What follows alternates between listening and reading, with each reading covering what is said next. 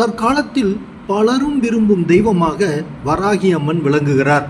திருவதிகை வீராட்டனேஸ்வரர் ஆலயத்தினுடைய விமானம் மிகப்பெரியதாக பல்லவர் காலத்தில் கட்டப்பட்டது என்றும், அதை கண்டு வியந்த ராஜராஜ சோழன் தஞ்சையில் ஒரு பெரிய கோயிலை இதுபோல அமைக்க வேண்டும் என்று விருப்பப்பட்டார் என்றும் கூறப்படுகிறது.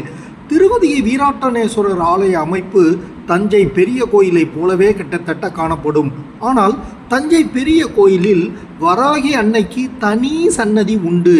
ஆனால் திருவதிகை வீராட்டனேஸ்வரர் ஆலயத்தில் அது இல்லாமல் இருந்தது. ஆனால் 2012 கோயிலின் திருப்பணி செய்யும்போது பூமியிலிருந்து ஒரு வராகி அம்மன் சிலை கிடைத்தது. அது கிடைத்த இடத்தின் அருகிலேயே தற்போது ஒரு சிறு சன்னதி கட்டி வழிபட்டு வருகிறார்கள். ராஜராஜ சோழன் இங்கு வந்து வழிபாடு செய்த போது இந்த சன்னதி இருந்திருக்கலாம்.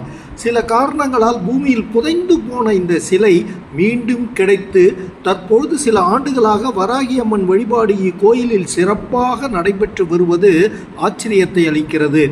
இப்பொழுது இந்த கோயிலின் அமைப்பை போலவே தஞ்சை பெரிய கோயிலின் அமைப்பு காணப்படுவதைக் கண்டு நீங்கள் நிச்சயம் வியந்து போவீர்கள்.